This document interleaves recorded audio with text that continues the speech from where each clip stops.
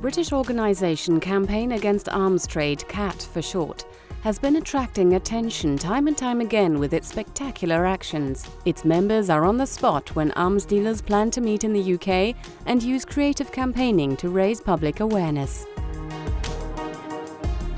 Our focus is on having an effective impact on the arms trade, and there's lots of different angles you can take to approach that from. And I think by identifying the spaces where you can make a difference and really pushing and achieving those, that's how you keep people interested and excited to keep taking action over the 40 years that we've existed. For its innovative and effective campaigning against the global trade in arms, CAAT received the Right Livelihood Award in 2012.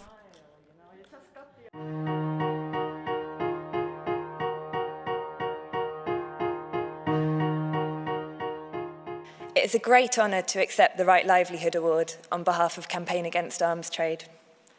The award is a valued tribute to the work of thousands of people in the UK, whose collective action has managed to expose, challenge and impede the arms trade since we began our work nearly 40 years ago. I got involved in Campaign Against Arms Trade when I was at university, and I realised that my university was investing millions and millions of pounds in this trade.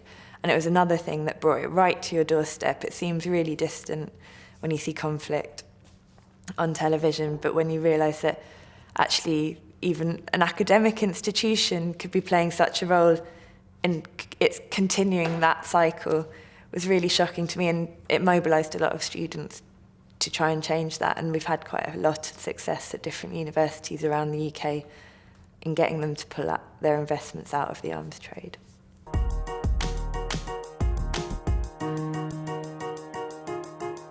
It was initially a temporary campaign, but over the years it grew and continued to campaign with a very tight focus on stopping Britain's arms exports. The trade in arms tends to be conducted discreetly.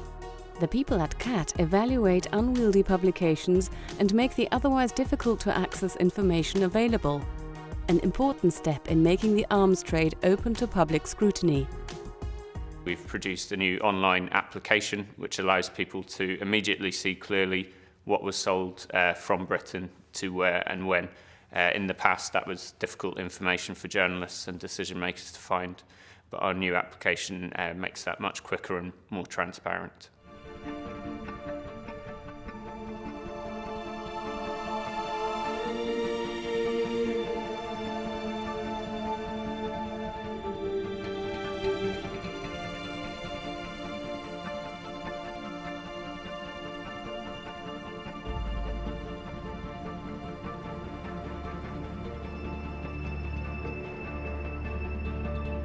Campaign Against Arms Trade has for decades been saying that, or exposing the hypocrisy of the UK government when on one hand it says it promotes democracy and human rights, and on the other hand it's meeting the dictators who repress those rights to sell them more weapons.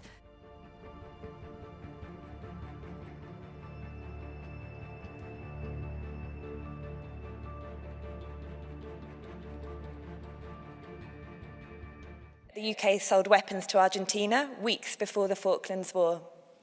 It sold arms to Saddam Hussein months before the first Gulf War. It actively courted Gaddafi weeks before going to war with him last year. For years, the National Gallery in London had been hosting receptions for international arms fairs. The rent for the dignified ambience amounted to £30,000.